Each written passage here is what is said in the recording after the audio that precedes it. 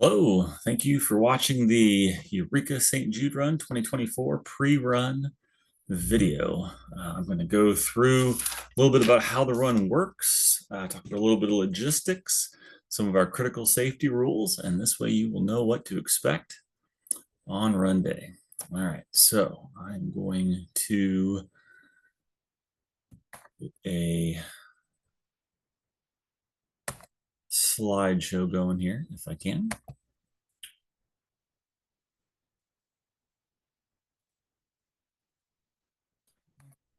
Sorry, one more click here. This part's kind of clunky when you're recording. Okay. All right, there we go. All right. So this is our 10th annual Eureka St. Jude run, somewhat unbelievably. Okay, so just a real quick note about fundraising. I think everybody's well aware of this already. The minimum is $1,000 commitment. Now, if you think you're going to have trouble making that by run day, get a hold of me as soon as possible. I've got some resources that I can use to help you make it, but I need to know about it, and the sooner the better. Also, if you've already made it to the $1,000 limit, minimum, I would encourage you to keep going. Every dollar helps the kids, and that's what it's all about. A few well-placed reminders can go a long way in my experience. And also on run day itself, run day generates a lot of enthusiasm, a lot of excitement. Posting videos, posting pictures, posting appeals on social media. We always have a fair amount of money come in during the run itself. And I would owe most of that probably to all the people out there posting and generating excitement. Okay, so on run day, the kickoff is up at the Woodford County Courthouse in Eureka. We would ask that you arrive at about 7 o'clock. When you get there, there will be 2 charter buses lined up in the street in front of the courthouse. Go ahead and pick one. There's no assigned buses or assigned seating. Pick whatever bus you want, pick whatever seat that's open that you want, put your stuff on there, okay? There will be a table set up with a couple of volunteers checking runners in. We want to know who's there and who isn't when we start running. So if you would please check in with one of our lead volunteers and turn in any money that you may have. One thing that's very helpful to our volunteers is if you're bringing money, put it in an envelope, write the total amount and your name. That really streamlines things on run morning when we're checking in 70 runners with a couple of volunteers. So that's very helpful. If you need to use the restroom, they are available over at the United Methodist Church. My next slide is a photo, a little map of where this is located, so don't stress there. But we have permission to park there all day long, even overnight if necessary. So we can park there. The building will be open for bathrooms, and I'll show you again where that's at here in a moment. But arrive at about 7, put your things on the bus, check in with our lead volunteers. We'll have some temporary tattoos. We've got some bibs where you can dedicate your run to someone if you choose to do so. We've got some wristbands that you can grab that we hand out to people supporting us along the way. So things that you can do when you get there.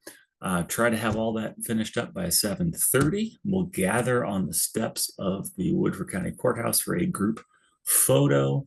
We'll have some speeches, some speakers. We'll have some patients and patient families. It's a highlight of the day for many of us. And then at 8 o'clock, we'll be running. Okay, so here's a quick map if you're not familiar already. Oh, hang on. Okay, so there are 2 main roads in Eureka, if you're familiar. So there's Route 117, Route 24, and right at the intersection of the 2 is the Woodford County Courthouse on the northeast corner of the street. Now, if you look 1 block to the north, 1 block to the west, right here is the United Methodist Church. They have a parking lot on the north side of the church, a parking lot on the south side of the church. You are more than welcome. We have permission to park in either of those all day long. And the door right in front of the building will be open, and the bathrooms will be accessible there until we start running. Okay, so how does it work once we start running? We have the run. It's 20, a little over 28 miles, 20.7 miles all together, the whole route. That is broken up into 17 separate legs or segments. They vary in length between 1 mile is the shortest and 2.7 is the longest. Now, we have a couple of charter buses, as I mentioned earlier. The buses go out in front of us and go to the next stop at the start of the next segment. So you can choose on each individual leg to ride the bus or to run the leg. So you can run as much or as little as you would like throughout the course of the day. We do have people who run just a couple of miles. We have people who run the whole thing. The running's the fun part, right? You raise the money, that was the work. So the run, do what makes sense to you, do what you would like to do there. While we're out on the road running, we'll have a police escort out in front and in back. So as we're running down the road, the very first thing is a police car. Then it's the run group. Next is we call it the chase vehicle. It's a minivan. It's got a speaker mounted on the top. It's playing music for us all day long. But that chase vehicle is there so that when you're in the middle of a leg, I mean, they play the music and that's important. But in the middle of a leg, if you get hot, if you get tired, if you get sick, if you get hurt, if you whatever, you're struggling, you can hop in that chase vehicle and get a ride up to the next stop. So that's there for you. With inside of that chase vehicle, we have ice packs, we have drinks, we have snacks, we have a first aid kit, and you can catch a ride with them. Okay.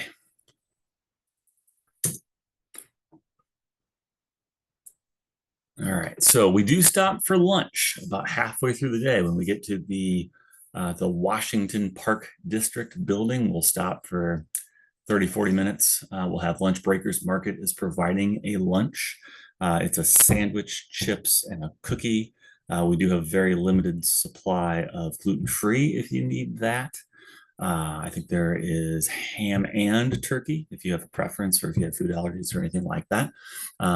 If that doesn't meet your needs, I'm sorry to go ahead and you're welcome to bring anything you want, but we will provide that. Friends and family are more than welcome to join us at the lunch. Now, we only have enough food from Breakers. Breakers is providing it at their expense for the runners. We won't have enough for all of your friends and family to eat, but they're more than welcome to come out and hang out with us during the lunch. And that's something that a lot of people enjoy. So I'd encourage you to consider that. Throughout the course of the day, we will have ample snacks, many snacks, bananas, granola bars, cookies, all kinds of snacks, energy bars and things on the buses. We will also have ample water and Gatorade throughout the run. You are welcome to bring anything else that you would like, but we've never run out of food throughout the course of the day. So there'll be plenty for you and a variety as well. All right, we do have a few critical rules. The number one thing is reflective vest. So every runner has to wear a reflective vest any and all times when you're outside of a vehicle. If you're out of a vehicle, you got to have a vest on. And this is important for safety. It's also important because we have a group insurance contract that we negotiate every year. And when I say we, it's the larger we, it's the St. Jude runs collectively. But we assure the insurance company that we will all have vests on. And in this day and age, people are always taking pictures, taking video, posting them on social media. And what we can't have is a bunch of runners or participants outside of vehicles without vests, because if that gets out there, it can cause our insurance rates to go way up. And the more money goes to the insurance company, the less goes to the hospital. So let's not be those people that take money away from the hospital inadvertently like that. So please just wear the vest all day long. It makes it easier if you just keep the thing on. While we're out there on the road, we try to keep grouped up. It's not that big a deal when we're running around town, but once we get on the highway, we don't want to get all stretched out. We do have vehicles that'll pass us out there on the road, and when we're in a nice tight bunch and over the right-hand side of the road, not running on the middle line, things like that, right? We just want to be careful around cars. Obviously, our entire route has cars. It's an open route. So I mentioned earlier that the chase vehicle is there if you need it. Please use it if you do, for your own health and safety, and also because we got to stay on schedule, right? So if you're struggling, get in there. No shame in it whatsoever. I have been in a chase vehicle. Most people have. No one thinks anything of it. So don't let pride get in the way of safety and timeliness here. No MP3 players, no earphones. You don't need them anyway. We're playing music all day long. No alcohol. Now, once we finish the run, we get inside the Civic Center. There's a beer garden. The drinks are provided complimentary, in fact, even so you don't need anything, but we can't have any alcohol on the bus, can't have any alcohol in the parking lot at the Civic Center. So please just don't bring alcohol once you get inside. It'll be provided to you. When we get to the end, and I'm going to talk about this later, but there's a runner, we call it the runner's parade, but it's the part where we all line up in our matching shirts and we're televised running into the Civic Center. By all means, invite your family, have your kids there, have them cheer you on. They can't run in with us. There was an incident years ago. Someone had their kids running in with them. Child got a little trampled. I don't think it was too big a deal, but you can see the danger there. So we just can't, similar to the safety vests with insurance and all that, we can't have children running into the Civic Center with us. All right. So dehydration and or heat illness. As the coordinator of the run, the two things that keep me up at night, safety wise, are cars and heat. It's the middle of July and we're running all day long.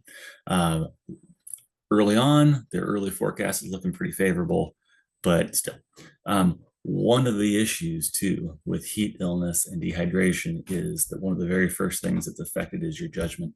So I would ask that we'd all just kind of keep an eye on one another. If you see somebody wobbling, take them to the chase vehicle, say something to them, say something to me. You don't have to be a bad guy. You can say something to me. But it's just, we want to be safe. There's a few things that you can do throughout the day. I do these things pretty religiously throughout the course of the run. The bounce back test on the skin that's listed on the screen here is a key one. You pinch the skin on your arm, and if it stays creased and doesn't go back, you need fluids, right? So drink plenty of fluids throughout the day. Take in some extra fluids even in a couple of days before the run. Make sure you start off well hydrated.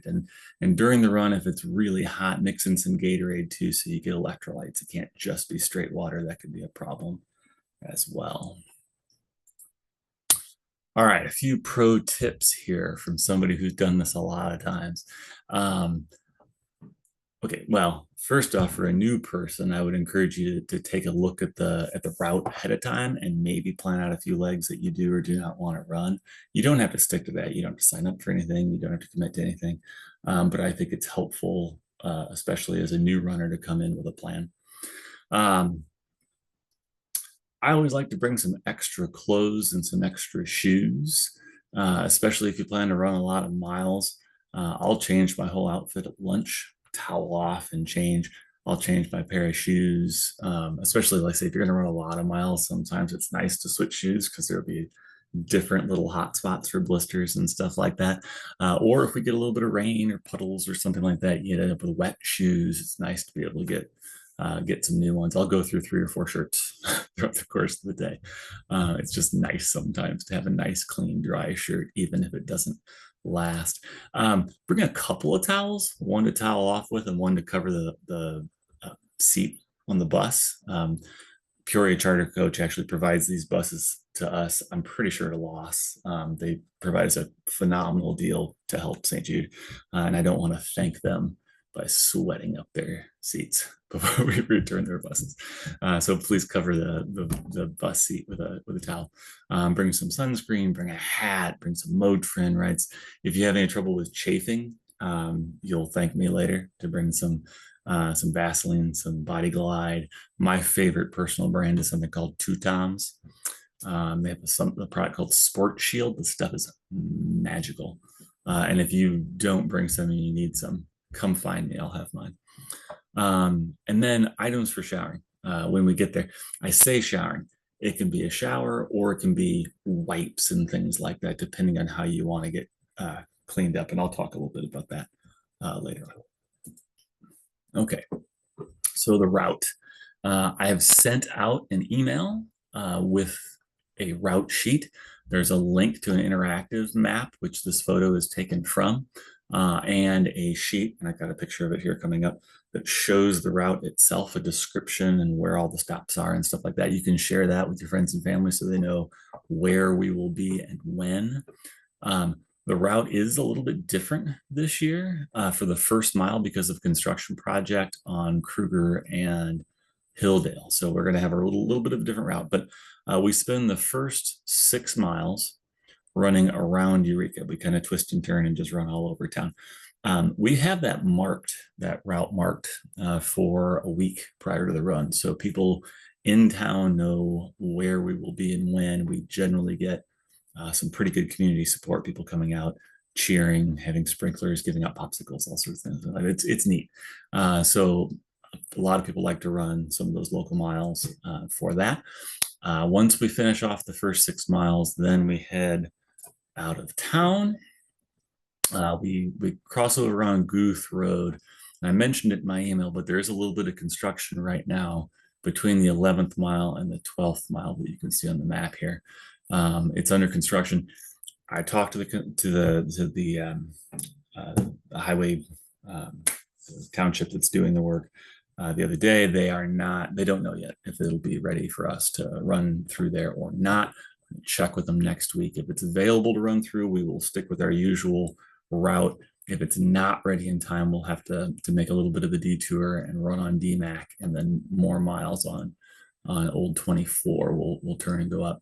But either way, like I said, we come into Washington. As soon as we get into town, we stop for lunch, and then we run right through the heart of Washington before we get over here back behind ICC, and then take Highview Drive, Fond du Lac, all that through there. Okay, so this is that route sheet that I was referring to. Now, there's a lot of information on this sheet. I know I've highlighted those 2 that we might have to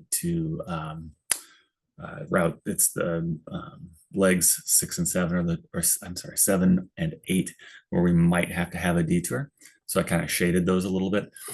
This is color coded. The green is flat legs. The yellow is they contain some sort of significant hill.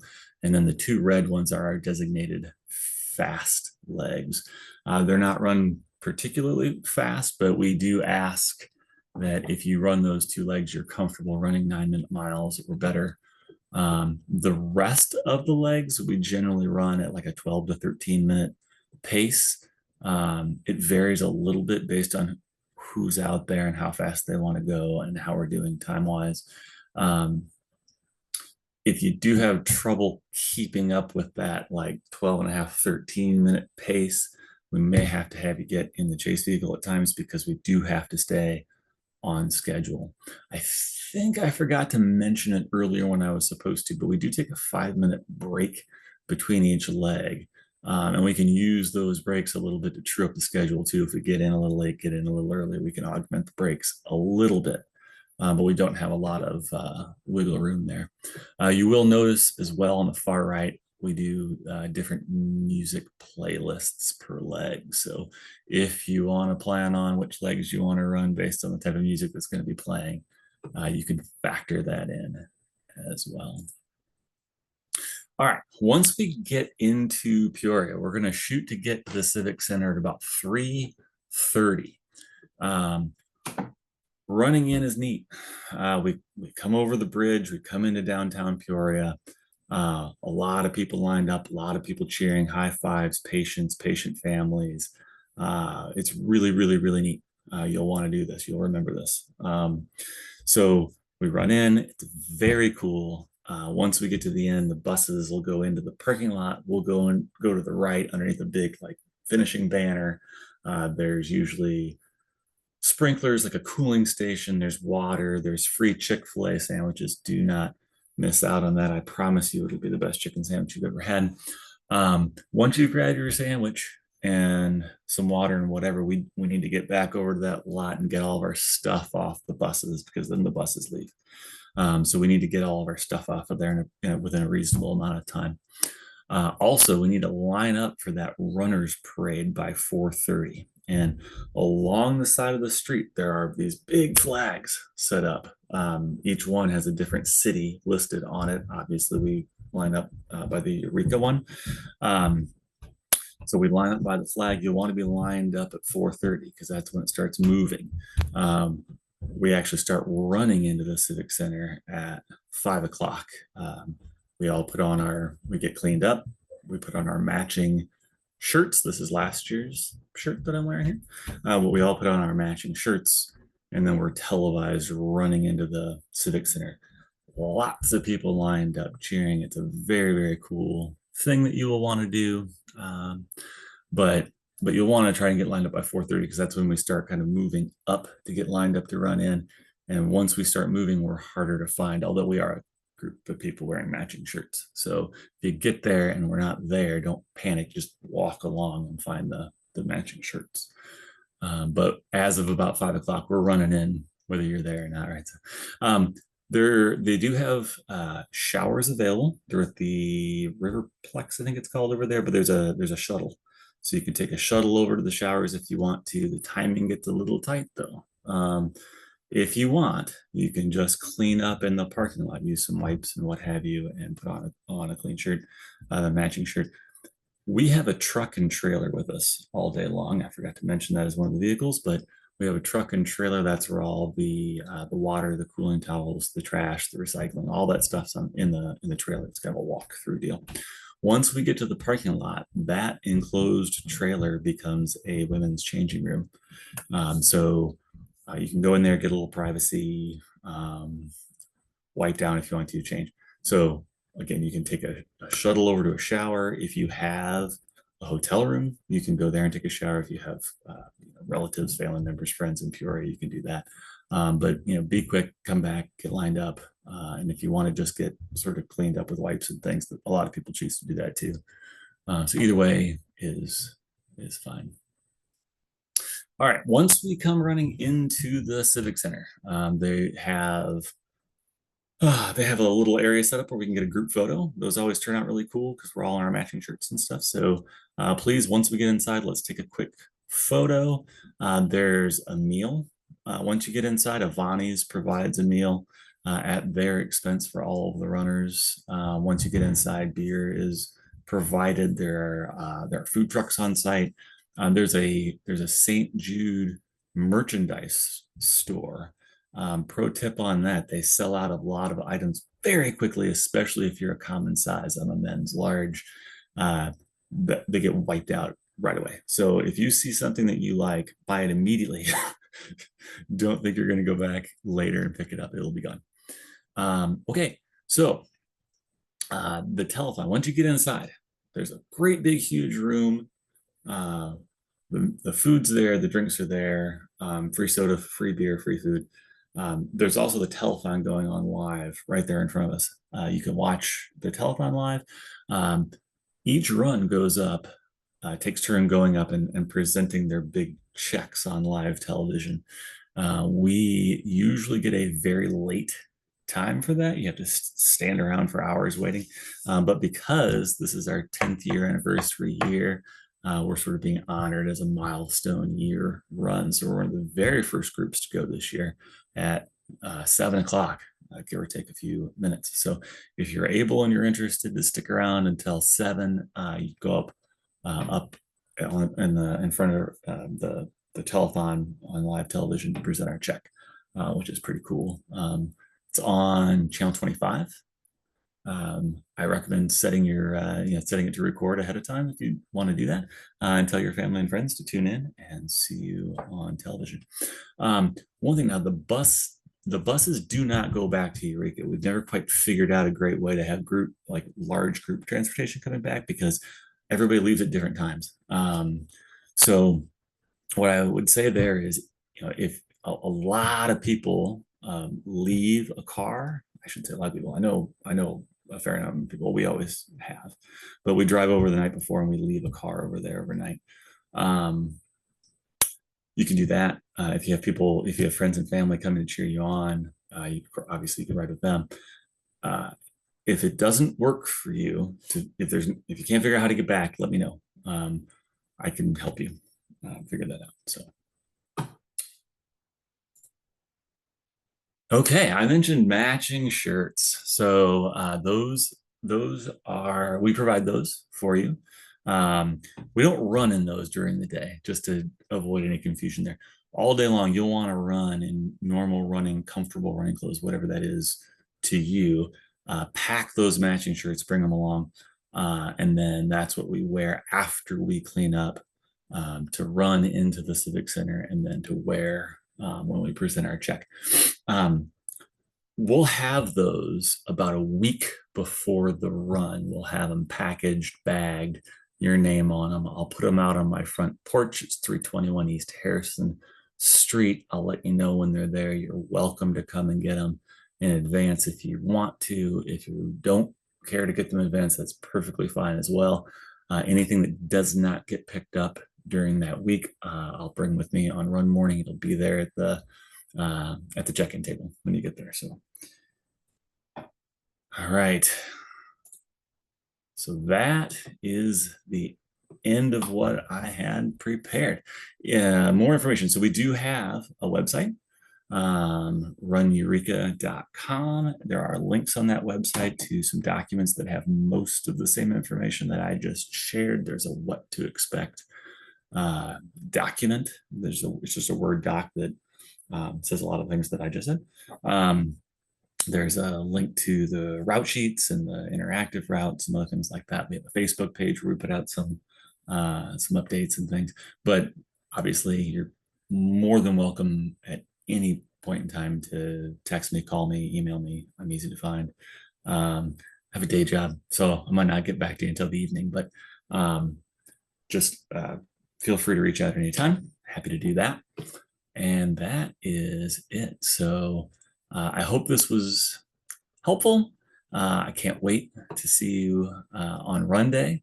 And thank you for all you're doing to help the kids of St. Jude.